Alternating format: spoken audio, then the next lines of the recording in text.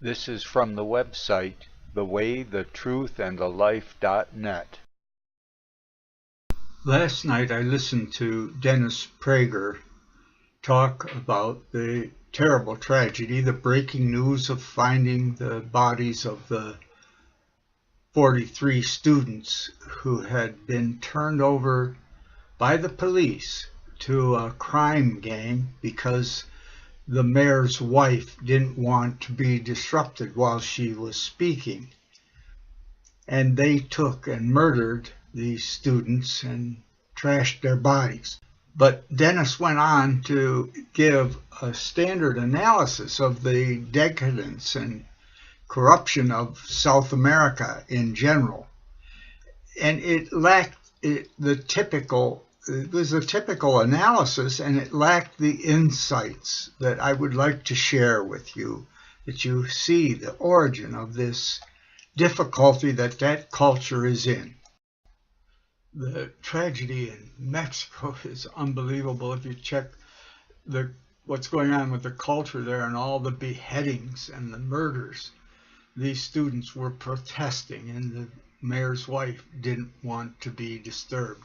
Well, they've all been murdered. But in the analysis of the Mexican, Hispanic, and Portuguese culture of South America, Dennis said how the socialists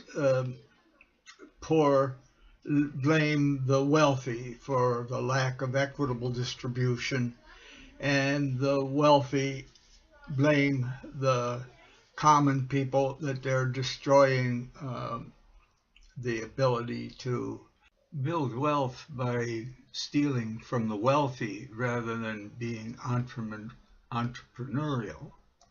This is a typical analysis, and there's some truth, but it lacks the insight into the real foundation of the problem. And I have some background and I'll explain how I gained these insights.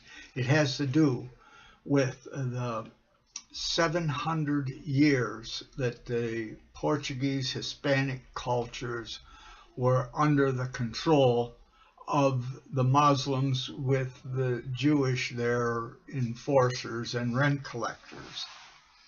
The so-called glamorous period of Spain under Islamic rule, where in fact there were beheadings, the churches were not respected, many were taken over and turned into mosques, and people had to pay to the Muslims if they didn't convert to Islam. There's a taqiyya or whatever they call it. And they had to hand over so many of their virgin daughters every year to be maidens for the harems in North Africa. Let me interrupt here to say, if you want to question that statement about them taking their daughters, having to give their daughters, all you have to do is a simple genetic analysis of the upper class Muslims in North Africa. But let's get on with it.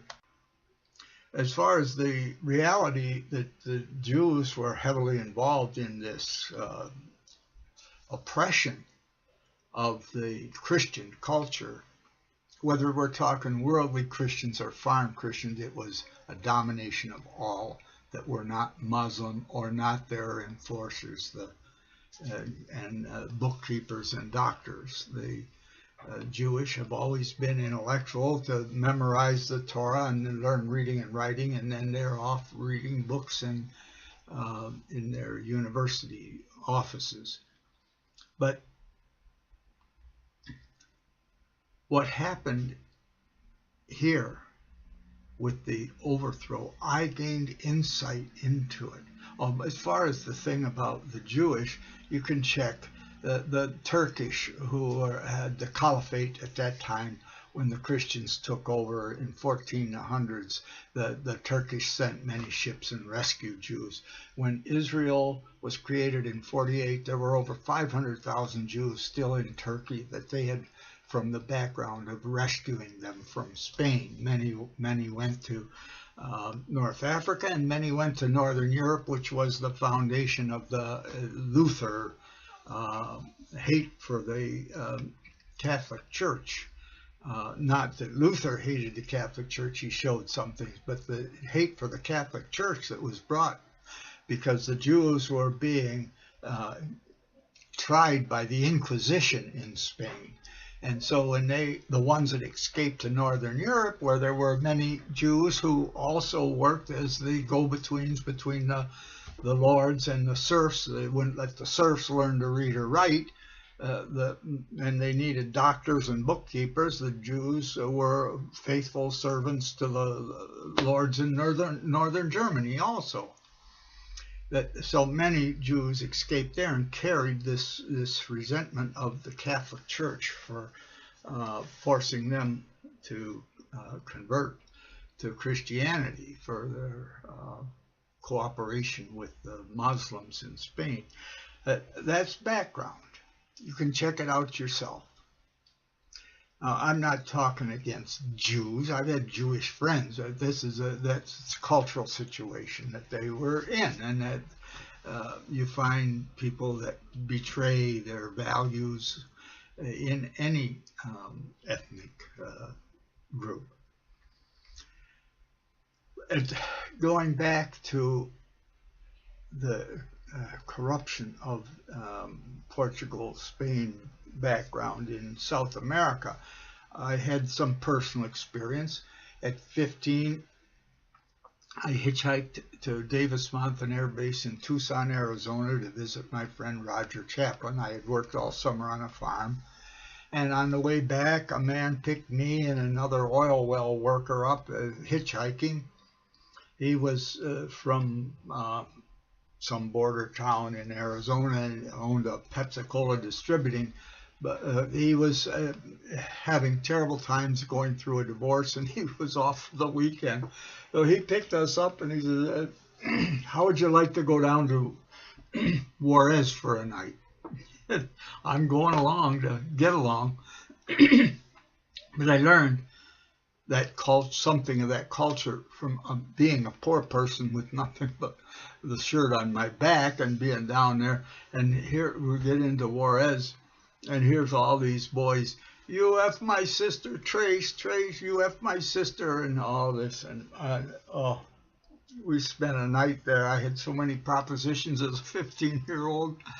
It was an education that the people living in squalor and in huts and like that. And then the wealthy living behind their same all over South America. And I had more personal experience. A friend of mine from the mathematical physics program at the University of Buffalo, he became a professor of physics in Ascension, Paraguay. And I was to visit him twice. He was up to visit a number of times. But the wealthy in South America live like here in Russia, behind walls. Everybody lives behind walls, and gated and guarded, and glass. Well, my friend in Paraguay, the professor, God rest his soul, was a Catholic. But he had wall around their home with glass on top, so the poor people couldn't climb over to steal stuff. And they had a country home, and some poor people that worked, and they had the cleaning maids and all these things. His father had died, his mother an older widow, and I was there. I say, God rest his soul. Second time I went down in 2000, it was to visit him as he was dying from liver cancer, same as my stepfather died from. But that's just background. So I spent time in Paraguay. I was as a tourist in Brazil and Argentina, just passing through. But in that culture and the people I knew from the university, from El Salvador, a very good friend of mine, some type of physicist in America now, I've lost contact with him. Jose Aguirre. At any rate, then I had a son-in-law. I have a son-in-law that's Mexican that has given me some insight into the Hispanic culture. Here is the key. When the Christian Catholic lords took over Spain and Portugal,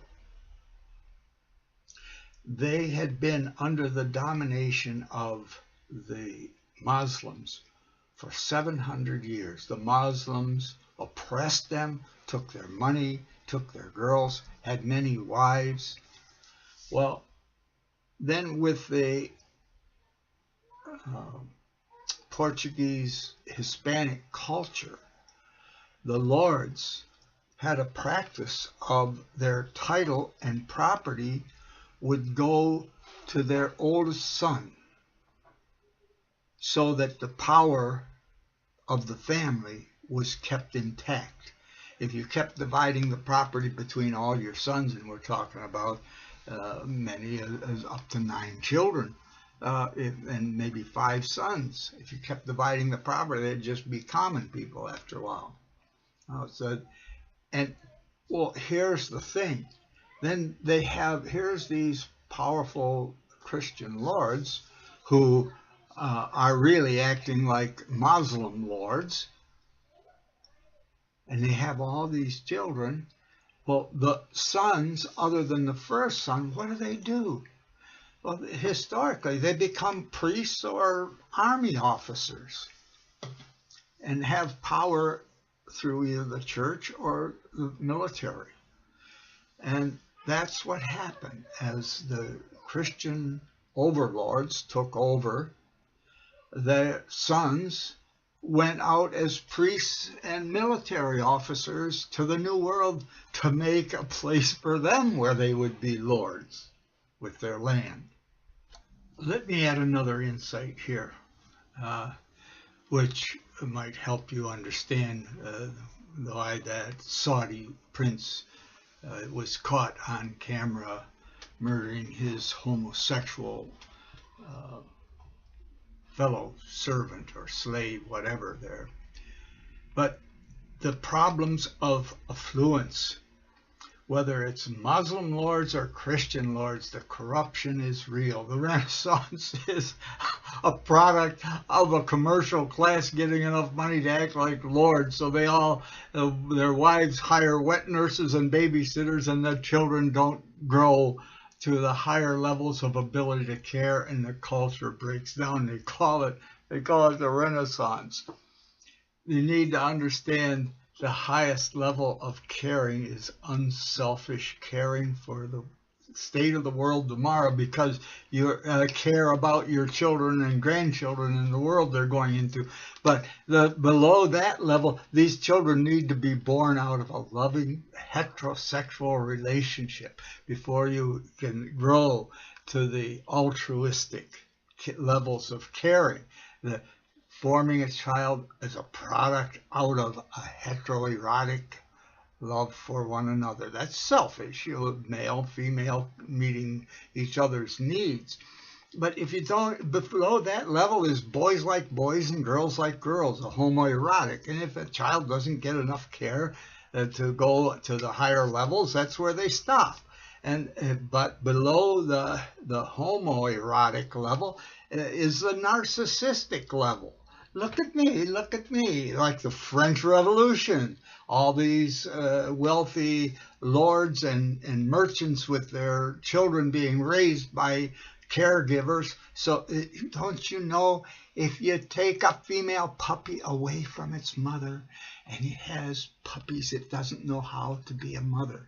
We're talking about human beings at the upper level degrading themselves, that they're not even healthy mammals, mothers not able to care for their children. There's another thing about the resentment of all the male rape being projected onto the children, even genetically, that humans have this logical verbal speech cause-effect relationship that monkeys don't have. So the great apes don't, mothers don't kill their babies. They wet nurse them off until the second molars. It's equivalent to 5-6 years old. That's a whole nother point, but it's important here because we're talking about the upper class Muslims and Christians being degraded into narcissistic, look at me, look at the crazy dress at any rate, and the harems and but remember, the ability to care is gone. It's care of. Lucky if they care for themselves. Look at Ceausescu's built all these orphanages. He wanted a larger population, wouldn't let them use abortion or birth control. We'll raise them. So he had a big population, and they find, oh, these kids going, autism. Where does it come from? Oh, mercury in the medicine. Some English doctor writes an article, and they prove that he was just lying. It was false. But the Women's Liberation would all bought his book that it was published in the Lancelot, and the British Medical Society, when they discovered his fraud, took away his medical license. He comes to America, he can find a living here with all the women's liberation and homosexuals.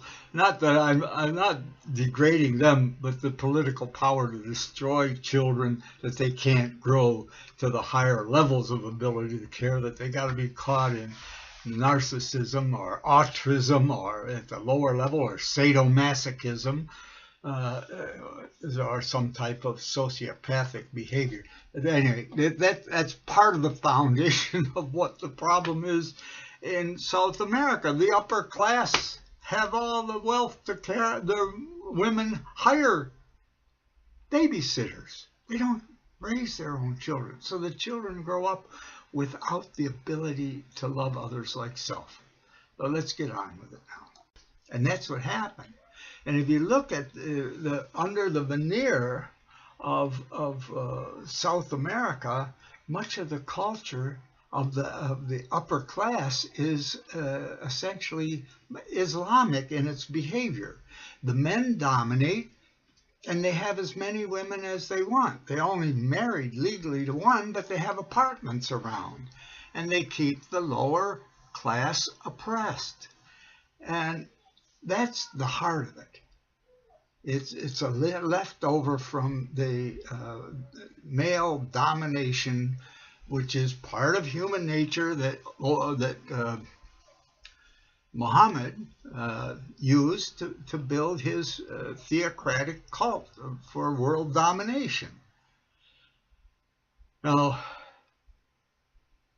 okay, well, there's many other things we could talk about, but basically that's it. I wanted to share with you some insights that where this culture of beheading, of not respecting the lower class people, of having more than one wife, of the using women and dominating women by the upper class, that's where it comes from. So I thought I'd share this with you.